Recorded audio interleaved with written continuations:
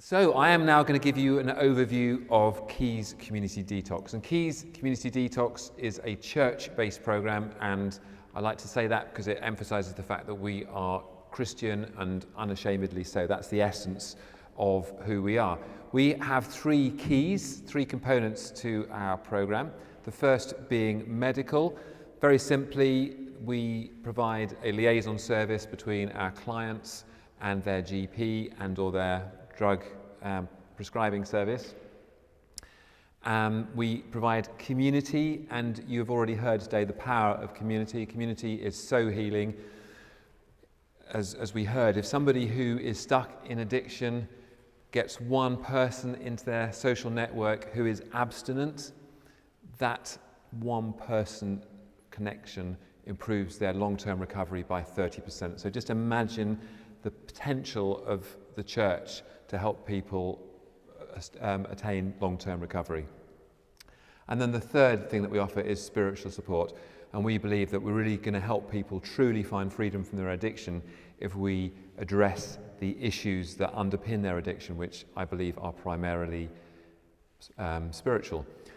I want to say something about Christian spiritual support because some of our team members are a bit uncertain to the degree to which they can promote spiritual issues, and certainly some of the healthcare professionals, probation officers,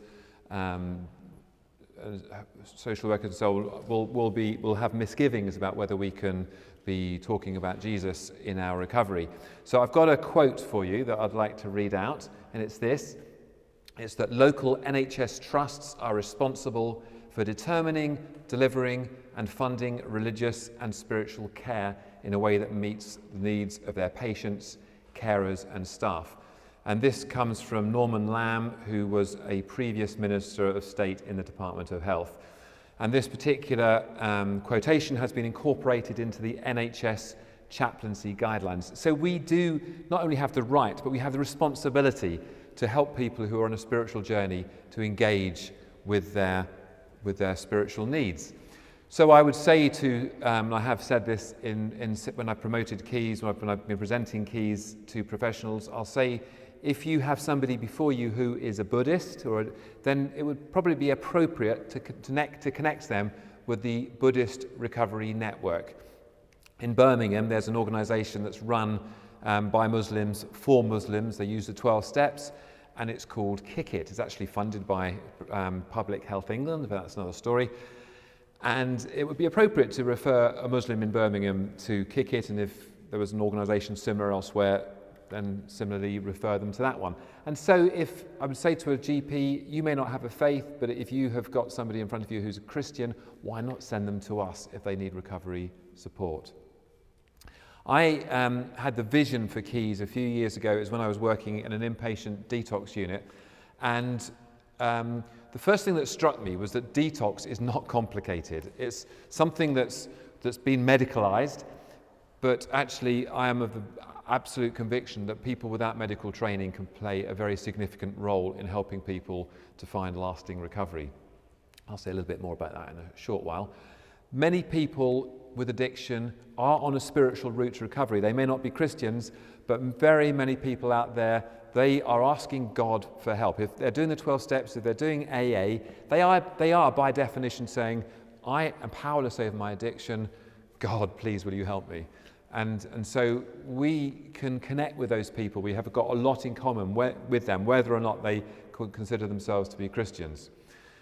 Many churches have a passion for the people who are stuck in addiction, who are struggling socially, but they may not have the tools that we can offer them, in particular for detox. And finally, something that I think is really important is that detox is an opportune time. So that word comes in Luke chapter 4. The devil has been tempting Jesus. Jesus resists, and then we hear that the devil left Jesus and waited for an opportune time. There's this concept of an opportune time in the spirit for the devil. The devil will seek opportunities to attack people, and in the same way, there are opportune times in the spirit for the Holy Spirit. So the point being, as we have discussed earlier, addictive substances and addictive behaviours are basically ways of dealing with emotional pain. So when people are detoxing from what is effectively a painkiller, the pain, if it's not been dealt with, will come to the surface. And so it actually works that detox is a very good time to help people address the issues that are at the root of their addiction. And those all sorts of things. It can be grief, it can be loss, it can be abuse, it can be loneliness, fear, all the things that people so often struggle with that they find relief from temporarily in their addictive behaviour. So with Keys, we basically offer three things. The first thing, and we've been talking about this earlier, is recovery groups, and this can also be the recovery course. We want our teams to have something at least once a week that people can slot into.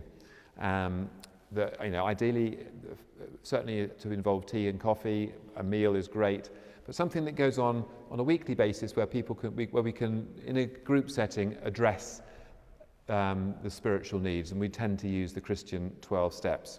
The second thing that we offer is focused recovery support, and this is helping individuals who are really wanting to make a change to their lives, and we use some tools that I will mention in just a short while to help them to really address their needs.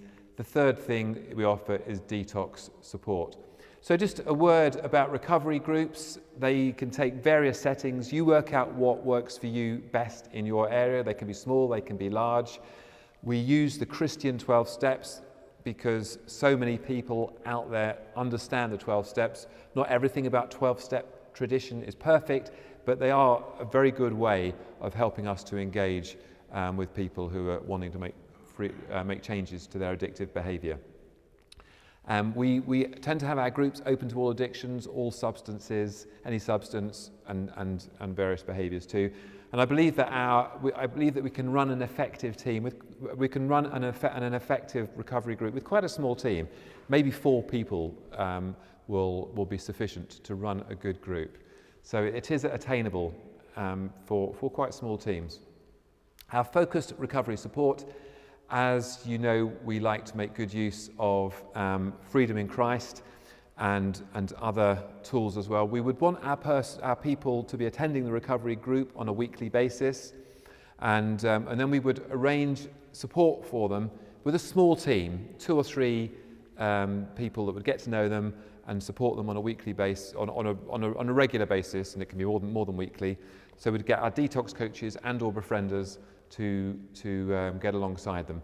We use Sozo, and we've had very effective results from Sozo using the internet, having teleconference meetings, and so we really encourage you to make use of that as well.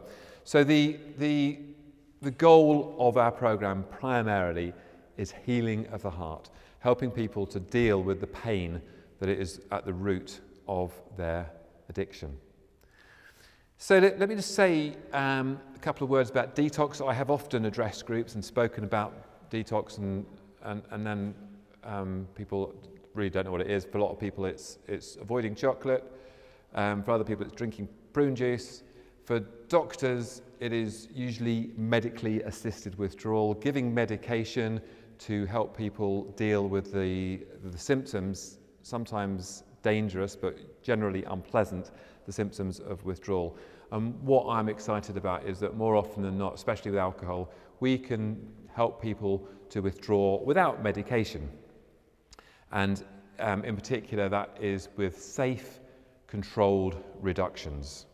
And this is done in liaison with their GP and or their prescribing service.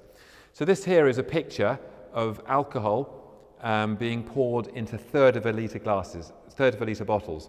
So people are often stuck in drinking cans of beer or cider, and a can, two cans is a litre. If it's 5% beer, that's 5 units of alcohol. If it's 9% beer, that's 9 units of alcohol. If we divide that litre into 3 third of a litre bottles, then we've got bottles of beer that are 2 or 3 units of alcohol in them. And so what we would do, this was somebody who was on 8 cans, 4 litres of 5% beer, Budweiser, and we did the detox by decanting those cans initially into 12 bottles of 12 third of a litre bottles, and then day by day reduced the number of bottles that he was drinking during the detox period. So over 12 days, we go from 20 units to 0. And here we've got these are actually from detoxes we were doing. We've got vodka being decanted into small medicine bottles, 50 ml measures of vodka. Each bottle then equates to 2 units. So I think this was somebody who was on 500 mils of vodka, and we reduced them by a 50 ml bottle each day. 10 days they were off their vodka, and it's very effective. It works very well. So we get referrals from various sources. From the church, we were talking about how many people are apparently functioning very well in the churches, but in fact, in reality, are drinking or using drugs. If we can be honest and vulnerable in our churches about what's going on, we will find that many people will come forward for help. We are increasingly getting referrals from healthcare professionals, which we love. And we also get people who are referred via 12-step groups. And also we get self-referrals by using adverts and social media. So we like to get our teams to promote Keys in their locality. This can be done in various ways, using flyers and cards, posters, local adverts, social media, and of course, word of mouth. Just to finally say that we do need to address more than just the issue of drug or alcohol taking.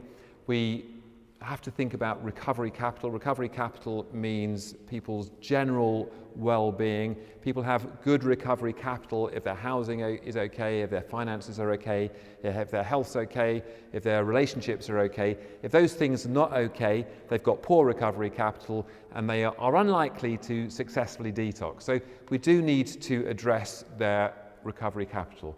We encourage our clients to attend other 12 Steps groups apart from the one that we ourselves run, because the more help and support they can get and also thereby give, the better. We encourage stillness and meditation, helping people to deal with their anxiety, to manage their anxiety, and then to focus on truth.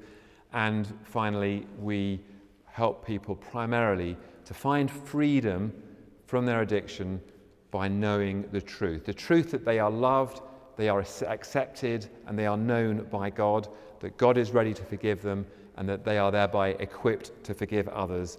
And that is what so often helps people to really break free from their addiction. Nigella Lawson, her addiction was made very public, and she said, I don't know whether it was in court or to journalists, I didn't have a drug problem, I had a life problem. The addiction is not the issue. That's such an important point.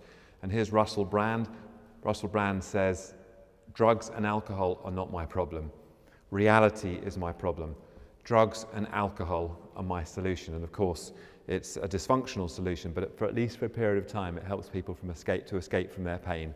And if we can help them to deal with their pain in an effective way by knowing that they're loved, then we can take them a long way in their journey into recovery.